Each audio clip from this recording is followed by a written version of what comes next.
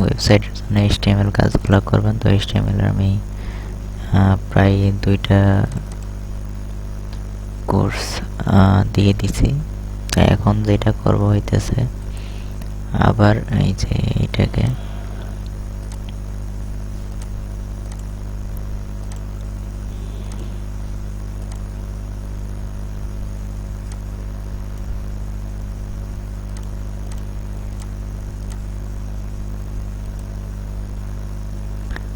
Notepad plus plus দিয়ে open করলাম। Open করার পরে আগের যা ছিল সব কেটে দিই।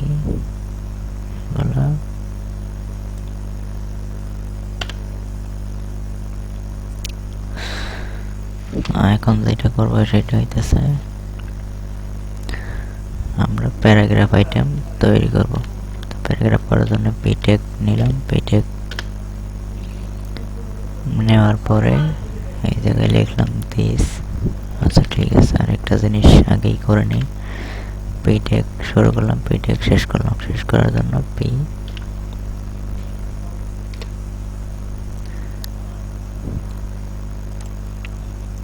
তারপরে দিস ইজ মাই ফার্স্ট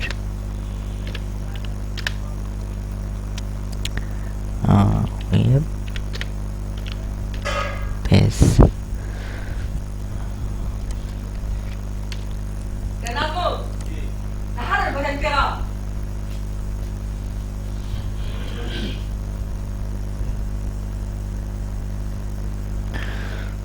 এখন দেখেন এটা আমরা নোটপ্যাড প্লাস প্লাস এটা ওপেন করি, যেইটুকু করলাম ক্রোম দিয়ে। এই যে দেখেন this is my first web page এখানে আসছে না? তো এখন দেখেন এটাকে হয়ে গেল। এই যে মনে করেন এই প্যারাগ্রাফটুকু, মনে করেন এই যে ওয়েবটুকু আমরা কি করব, বোল্ড করব, একটু মোটা সাইজ করব। তো বোল্ড, তো এটা আপনারা জানেনই কি। তো বোল্ড করার জন্য এই এখানে যেটা করতে হবে বোল্ড, আমরা বোল্ডের জন্য বি ট্যাগ ইউজ করতে হয়। তো বি শুরু করলাম, বি শেষ করে দিলাম।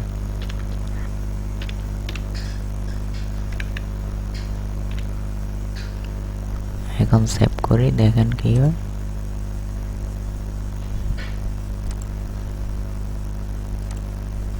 এই যে দেখেন এটা একটা বোল্ড হয়েছে না?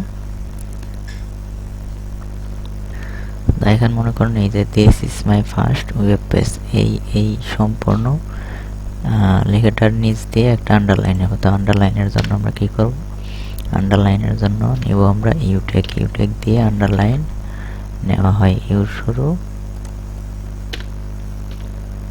ইউ শেষ।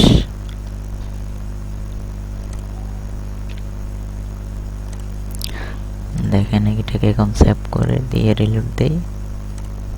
এই যে দেখেন আন্ডারলাইন আসছে না? তো এখন যদি মনে করি যে এটা সম্পূর্ণ লেখার উপরে যাবে না, শুধু ওয়েবের মধ্যে আন্ডারলাইন দিব। তো ওয়েবের মধ্যে আন্ডারলাইন দেওয়ার জন্য এইটা তুলে দিলাম।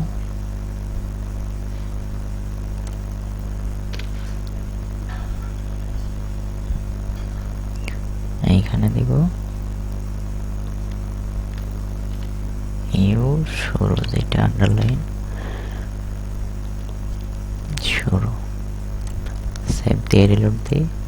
এই যে দেখেন এখন শুধু ওয়েবের। তো এইভাবে আপনারা যেই লেখার নিচে আন্ডারলাইন দিতে চান সেই লেখার ওই জায়গায় মাউস পয়েন্টার রেখে ইউটেক আপনারা ব্যবহার করবেন, তাহলে আপনারা আন্ডারলাইন ব্যবহার করতে পারবেন। এখন যেটা করবো আমরা সেটা হইতেছে, মনে করেন যে এই পেজটার মধ্যে এরকম কোনো লেখার সিরিয়াল এরকম লিস্ট আসবে। তো লিস্টের জন্য আমাদের কি করতে হবে, প্রথমে আমাদের জানতে হবে লিস্ট হইতেছে দুই প্রকার, একটা হইতেছে আনঅর্ডার লিস্ট, একটা হইতেছে অর্ডার লিস্ট। তো প্রথমে আনঅর্ডার লিস্ট যেটা, এটা দেখি আমরা। আন ইউ এল শুরু করলাম, তারপরে আনঅর্ডার লিস্ট শেষ করে দিলাম। ইউ এল, তারপরে এই জায়গায় মনে করেন যে সরি এলআই লিস্টের জন্য এলআই শুরু, এলআই শেষ করে দিলাম।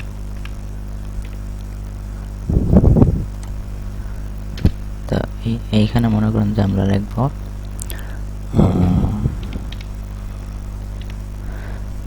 লিস্ট বা আইটেম দিলাম, যেটা খুশি সেটাই দিবেন, যেভাবে সাজানোর দরকার। এই যে দেখেন, এই যে আসছে।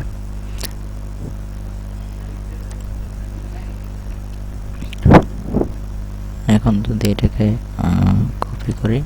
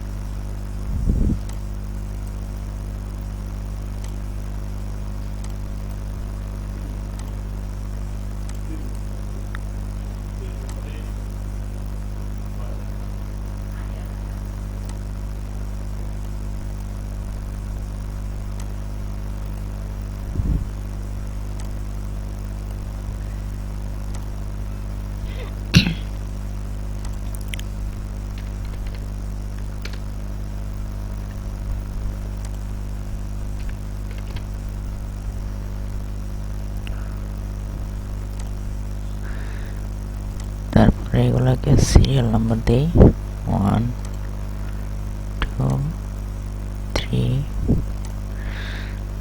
4 5 6 7 8 9, এটা হইতেছে 10। এখন এটাকে সেভ করে দিয়ে দেখি কি আসে। এই যে দেখেন আসছে না?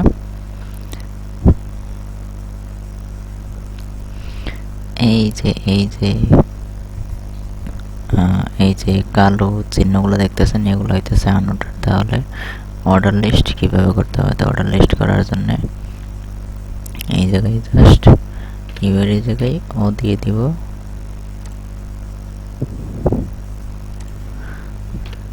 তাহলে হয়ে যাবে আনঅর্ডার অর্ডার লিস্ট। তো এটা এখন দেখেন, এই যে serial by serial, step by step চলে আসছে। 1 2 3 4 5 6 7 8 9 10 আসছে না? দেখেন, এটা হইতেছে আনঅর্ডার লিস্ট। সরি, আগেরটা ছিল আনঅর্ডার লিস্ট, এটা হইতেছে অর্ডার লিস্ট। তো এখন মনে করেন যে দিস ইজ মাই ফার্স্ট, এটা মনে করেন আমরা যে কোনো একটা কালার করবো। তো কালার করার জন্য কি করতে হবে? তো এখানে আমরা কালারের জন্য লিখব স্টাইল,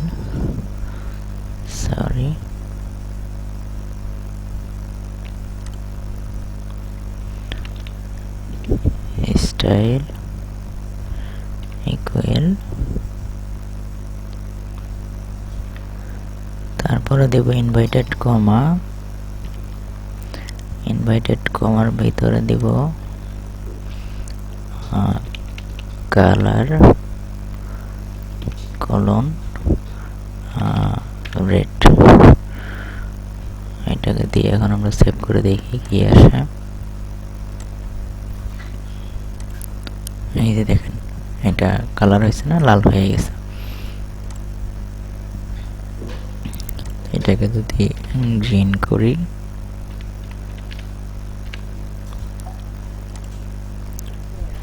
দিয়ে সেভ করি দেখেন কি হয়। এই যে দেখেন গ্রিন হয়ে গেছে।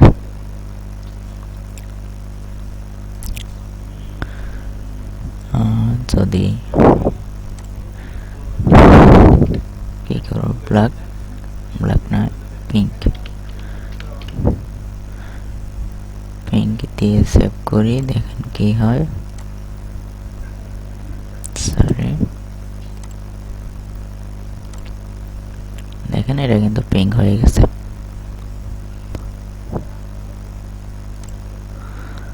তো আশা করি বুঝতে পারছেন। আজকের মতো এই পর্যন্তই। ধন্যবাদ, ভালো থাকবেন সবাই। আগামী পর্ব দেখার জন্য আপনাদের আগে থেকে আমন্ত্রণ জানাই। আসসালামু আলাইকুম।